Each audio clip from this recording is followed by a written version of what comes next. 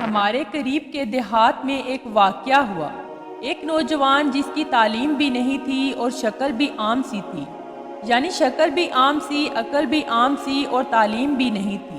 اس کی ایک خوبصورت کزن تھی۔ اس نوجوان نے کہا کہ میں اپنی اسی کزن سے شادی کرنا چاہتا ہوں۔ چنانچہ ماں باپ بھی ادھر زور دیا، لڑکی والوں نے لڑکی سے پوچھا تو لڑکی نے بھی شروع میں ہاں کر دی۔ نکاح ہو گیا، رخصتی بھی ہو گئی، لیکن جب وہ آ کر اس کے پاس رہی تو اسے پتا چلا کہ یہ تو پکا جاہل ہے۔ وہ سوچ میں پڑ گئی کہ نہ عقل ہے نہ شکل ہے، زندگی کیسے گزارے گی۔ چنانچہ اس لڑکی نے دل ہی دل میں اس نوجوان کو ناپسند کرنا شروع کر دیا، مگر خاموش رہی۔ شادی کے 3-4 دن بعد عام طور پر دلہنیں اپنے ماں باپ کے گھر جاتی ہیں۔ یہ لڑکی بھی گھر چلی گئی۔ اس کے دل میں یہ بات تھی کہ اب وہ دوبارہ اس گھر میں کبھی نہ جائے گی، مگر اسے اپنے ماں باپ کے سامنے بات کرنے کی جرأت نہیں ہو رہی تھی، کیونکہ ایک تو قریب کا رشتہ تھا، دوسرا شروع میں ہاں بھی کر چکی تھی۔ انہیں ایک گاؤں سے دوسرے گاؤں جانا تھا۔ راستے میں اس نے خاوند سے کہا مجھے پیاس لگی ہے۔ قریب ہی ایک کنواں تھا۔ خاوند نے جا کر ایک طرف گٹری رکھی اور کنویں سے ڈول کے ذریعے پانی بھرنے لگا۔ بیوی کے دل میں شیطان نے ایسی بات ڈالی کہ اس نے پیچھے سے اپنے خاوند کو کنویں میں دھکا دے دیا۔ جب دھکا دیا تو خاوند کنویں میں جا گرا۔ اس نے دل میں سوچا کہ اب یہ مر کھپ گیا ہوگا اور میں ہمیشہ کے لیے اس سے جان چھڑا لوں گی۔ اب وہ واپس اپنے ماں باپ کے گھر چلی گئی اور اس نے ان کے پاس جا کر عورتوں والا مکر کیا۔ عورتیں مکر میں تو مشہور ہوتی ہیں، جیسے احوان یوسف نے مکر کیا تھا ویسے ہی اس نے بھی مکر کیا۔ وہ روتی ہوئی گھر پہنچی۔ ماں باپ نے پوچھا کہ کیا ہوا؟ خاوند مجھے بیٹھا کر کہیں چلا گیا، میں اتنی دیر تک اس کا انتظار کرتی رہی۔ میں اکیلی تھی، مجھے ڈر لگنے لگا کوئی غیر مرد آ جاتا تو میرا کیا ہوتا۔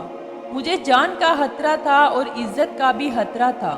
وہ تو بڑا بے پرواہ سا آدمی ہے، اس لیے میں واپس آ گئی ہوں۔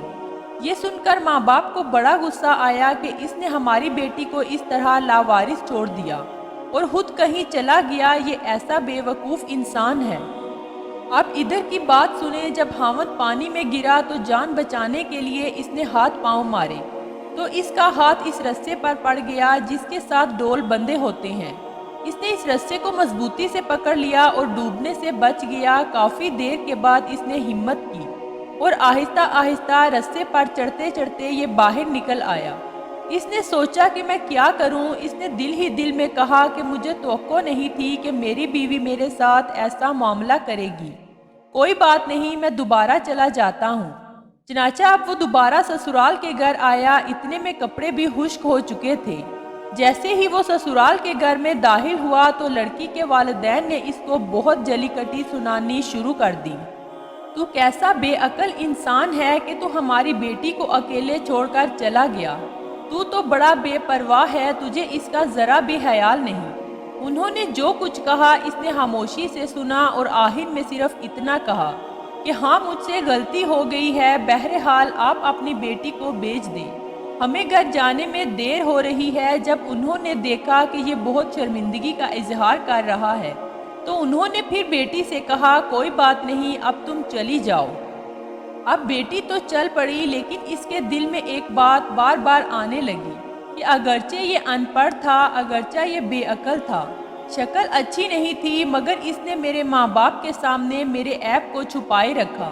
اس کا دل بڑا ہے نا، اگر یہ میرے ماں باپ کے سامنے میری حرکت کھول دیتا تو میں تو ماں باپ کو چہرہ دکھانے کے قابل ہی نہ رہتی۔ اس ایک بات پر اس لڑکی کے دل میں خاوند کی ایسی محبت پیدا ہوئی کہ اس نے اپنی بقیہ پوری زندگی اپنے خاوند کی محبت میں گزار دی۔